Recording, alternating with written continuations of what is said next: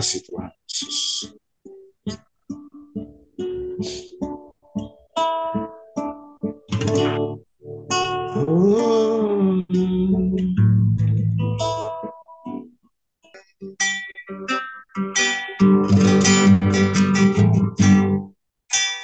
Kemanakah aku dapat pergi,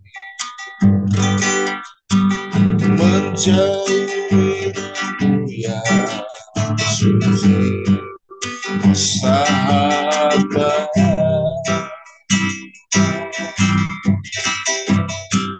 kau dekat,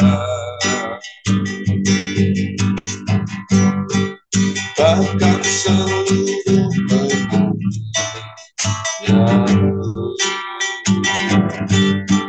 tak bisa membalas kesetiaanmu.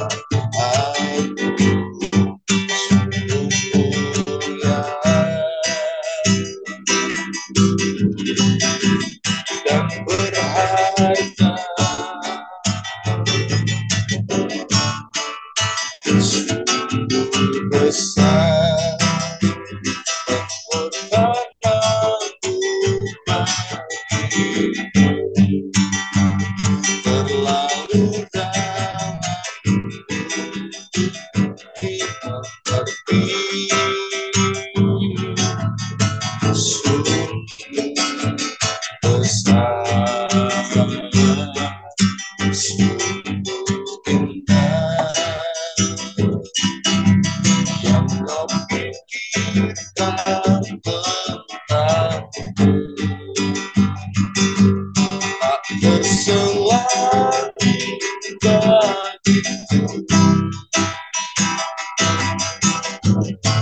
sungguh indah,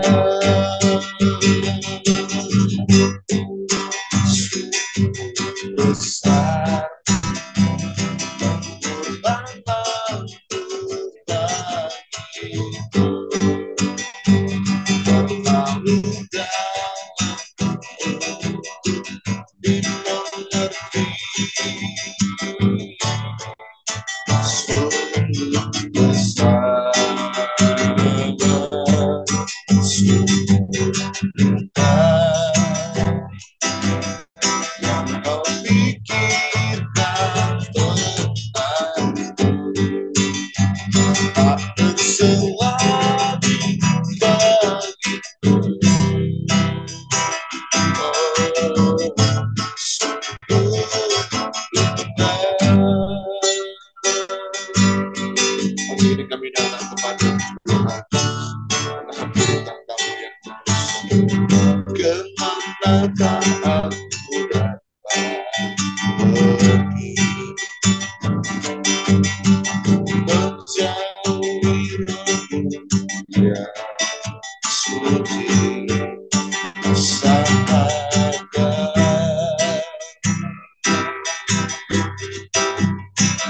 kau dekat, bahkan seluruh penanti yang tak bisa membalas kesetiaanmu.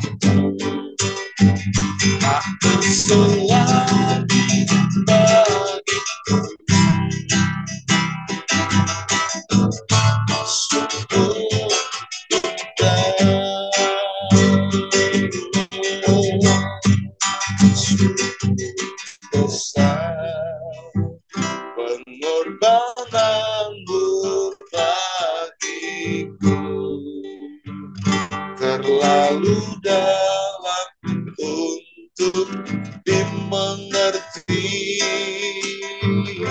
sungguh besar, sungguh indah yang kau pikirkan tentangku, tak tersela bagiku, sungguh indah, tak tersela bagiku, sungguh indah,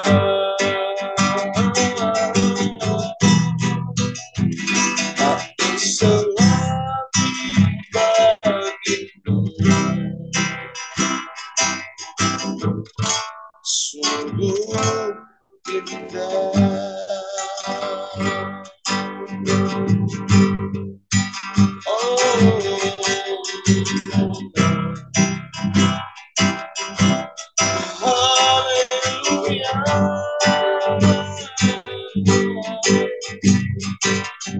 Allah yang ku sembah,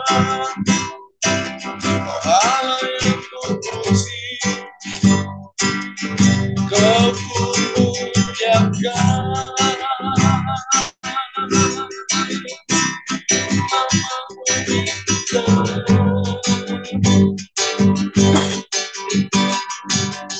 namamu mulia,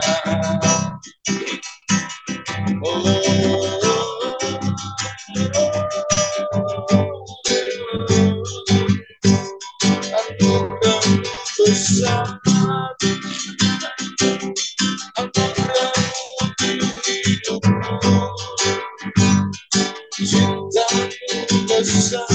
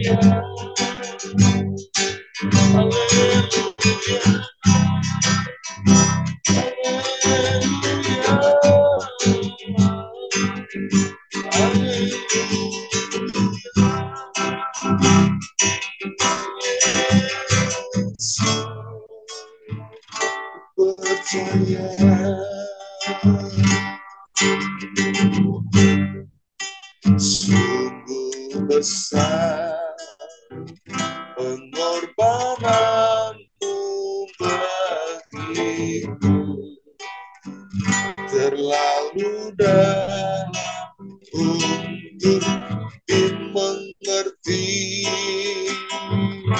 sungguh besar,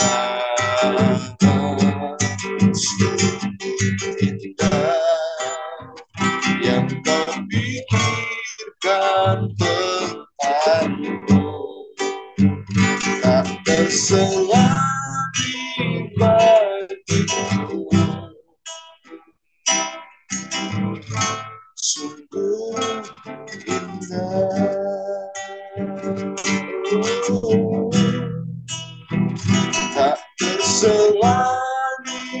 bagiku. Sungguh indah. Terima kasih Tuhan. Terima kasih Bapak. Kau sangat baik. Engkau teramat baik dalam kehidupan kami. Biarlah anugerah-Mu, rahmat-Mu dapat kami kecap senantiasa dalam kehidupan kami. Terutama di hari yang baru yang akan kami lalui pada hari ini. Kami mohon pimpinan Tuhan, kami mohon berkat Tuhan. Membawa kehidupan kami untuk kami boleh masuk dalam pengalaman-pengalaman yang indah di hari yang baru yang Tuhan anugerahkan kepada kami. Berkat Tuhan melimpah atas kehidupan kami semua. Di dalam berkat nama terus kami berdoa mengucap syukur. Haleluya. Amin. Shalom Bapak Ibu yang terkasih di dalam Tuhan. Selamat pagi. Mari kita bersama-sama belajar merenungkan firman Tuhan pada pagi hari ini. Bacaan kita diambil dari Yakobus 2 ayat 22 sampai 26. Saya kasih judul renungan kita pagi ini, iman yang diwujudkan dalam perbuatan.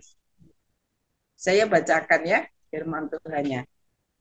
Kamu lihat bahwa iman bekerja sama dengan perbuatan-perbuatan. Dan oleh perbuatan-perbuatan itu, iman menjadi sempurna. Dengan jalan demikian, genaplah nas yang mengatakan, lalu percayalah Abraham kepada Allah. Maka Allah memperhitungkan hal itu kepadanya sebagai kebenaran. Karena itu, Abraham disebut sahabat Allah.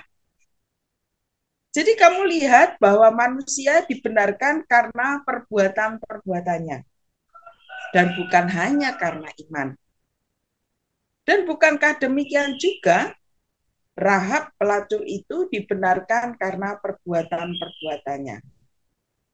Ketika ia menyembunyikan orang-orang yang disuruh itu di dalam rumahnya, lalu menolong mereka lolos melalui jalan yang lain, sebab seperti tubuh tanpa roh adalah mati. Demikian jugalah iman tanpa perbuatan adalah mati. Kalau Bapak Ibu mengingat ibadah kita hari Minggu kemarin, saat lagu terakhir sebelum firman, saya mengajak jemaat untuk menyanyikan lagu Aku punya Allah yang besar, punya Tuhan yang besar. Dan di situ ada kalimat, imanku bersepakat, percaya kepadanya. Kuterima sekarang kemenangan darimu. Dan itu diulang lagi oleh Pastor Fandi saat dia menyampaikan firman Tuhan. Iman kita harus bersepakat, percaya kepadanya. Bagaimana ini? Nah, kalau kita baca di bacaan kita tadi, dikatakan, iman itu harus diwujudkan dalam perbuatan kita. Di situ dikatakan, dikasih contoh tentang Abraham. Siapa yang tidak tahu Abraham? Kita semua tahu Abraham kan? Abraham ini disebut bapak orang beriman, bapak orang percaya, sahabat Allah. Karena dia ini percaya kepada Tuhan, Allah, dan diwujudkan dalam perbuatannya. Saat dia dipanggil keluar untuk meninggalkan tempat asalnya, menuju tanah yang dijanjikan Tuhan, dia mengerjakannya. Saat Abraham diminta untuk memberikan Ishak sebagai persembahan, Abraham juga memberikannya, meskipun itu hanya sebuah ujian untuk Abraham, ujian iman. Nah, kita tahu tentang Abraham yang begitu besar imannya, dan itu diwujudkan dalam perbuatannya. Sehingga Allah memperhitungkan itu sebagai sebuah kebenaran. Dan di sini juga dikatakan tentang siapa? Rahab. Rahab pun dibenarkan karena perbuatan-perbuatannya.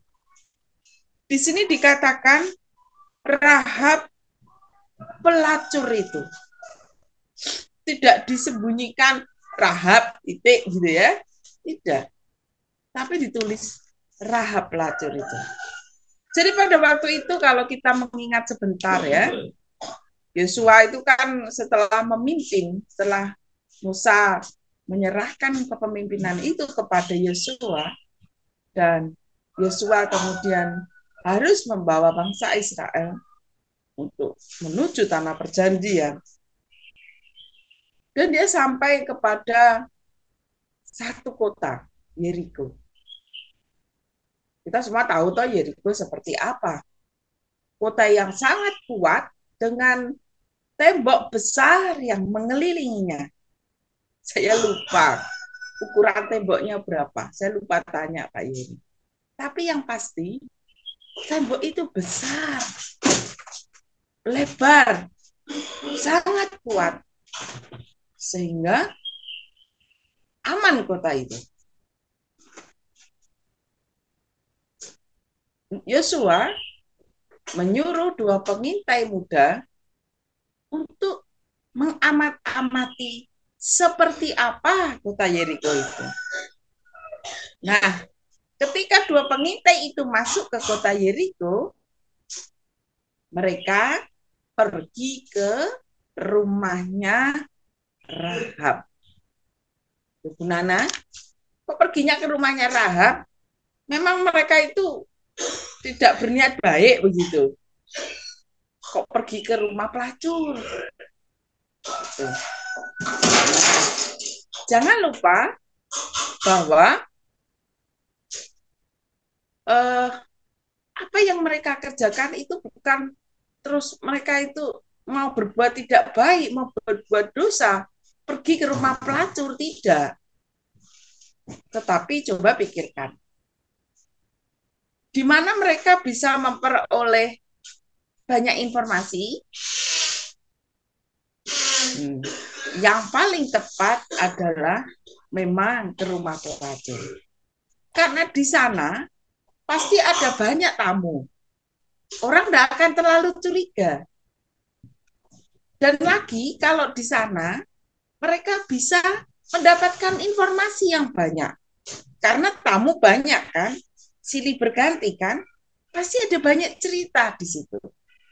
Sehingga mereka akan mendapat informasi lebih banyak dan mereka akan aman di situ. Karena mereka dianggap sebagai tamu. Begitu ya. Mari kita mencoba untuk memikirkannya. Kenapa kok mereka ada di rumah Rahab? Nah, ternyata saat mereka di rumah Rahab itu ada laporan bahwa ada 2 pengintai yang masuk ke kota Yeriko.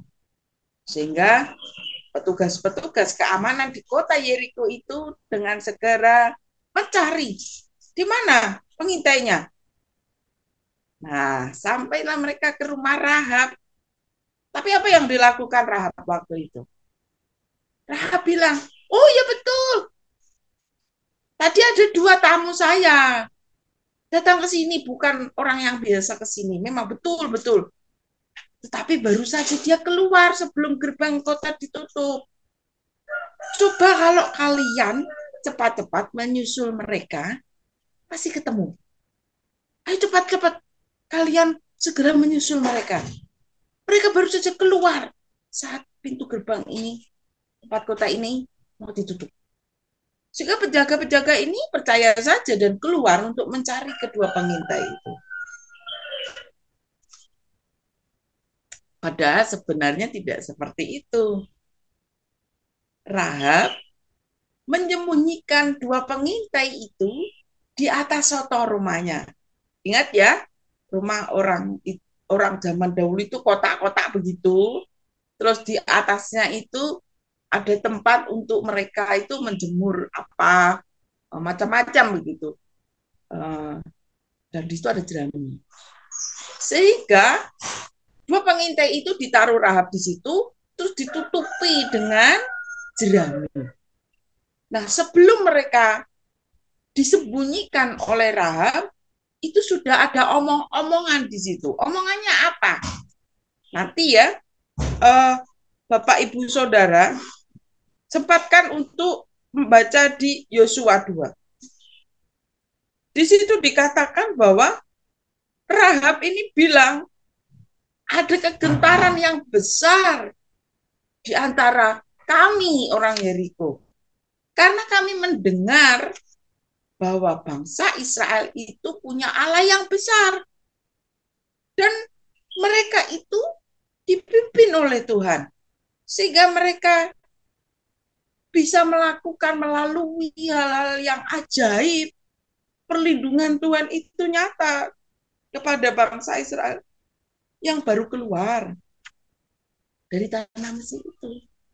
Jadi berita tentang penyertaan Tuhan itu sampai ke telinga Rahab juga. Sampai ke telinga orang-orang dan dibicarakan oleh orang-orang Yeriko. Dan itu menimbulkan ketakutan bagi mereka.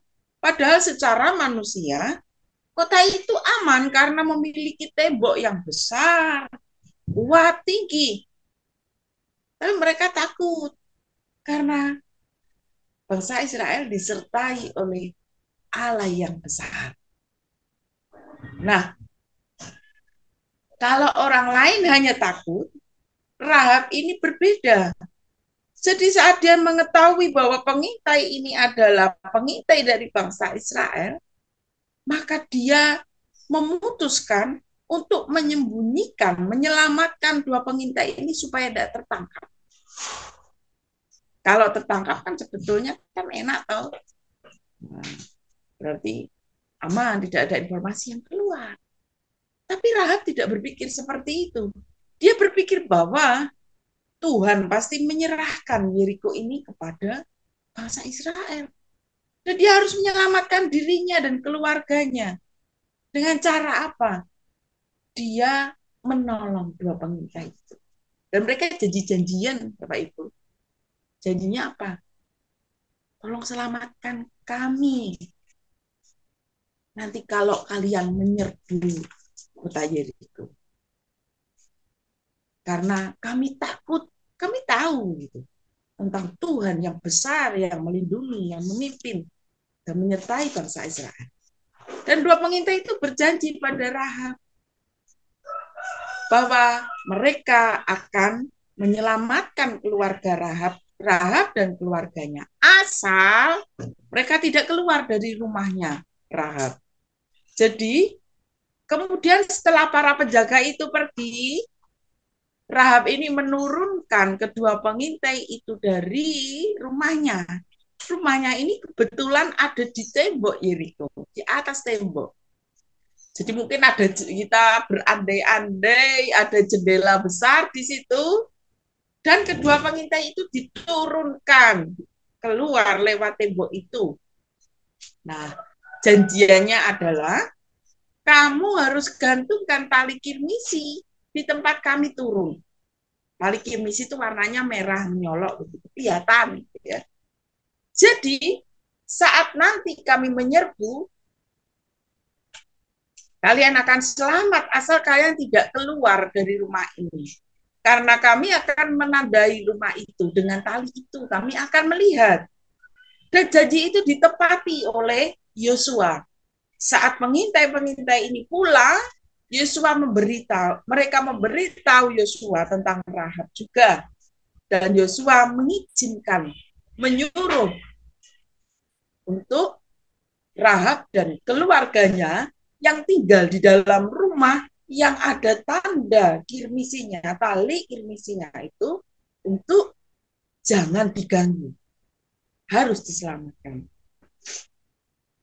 Bapak Ibu Saudara, kalau kita melihat Rahab ini adalah seorang pelacur, orang yang berdosa, tetapi dia diselamatkan karena iman yang diwujudkan dalam perbuatannya. Dan kalau kita melihat ya di Matius, di silsilah Yesus, Rahab ini termasuk nenek moyangnya Yesus. Ingat waktu saya sampai ke renungan Sabtu yang lalu tentang Ruth. Nah, Ruth menikah dengan dengan Boas kan? Boas itu siapa? Boas itu anaknya Rahab dan Salmon. Jadi Rahab ini tidak hanya selamat, tapi dia mengalami sesuatu yang baik dalam hidupnya. Apakah dia orang bangsa Israel? Tidak. Dia orang Yeriko. Tapi dia beriman, dan iman itu diwujudkannya dalam perbuatan.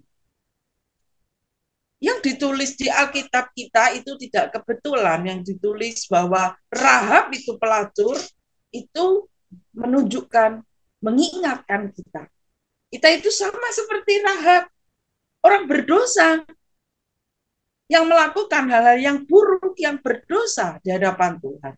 Tapi oleh karena kasih karunia Tuhan, kita diselamatkan, dan kita menerima itu di dalam hidup kita.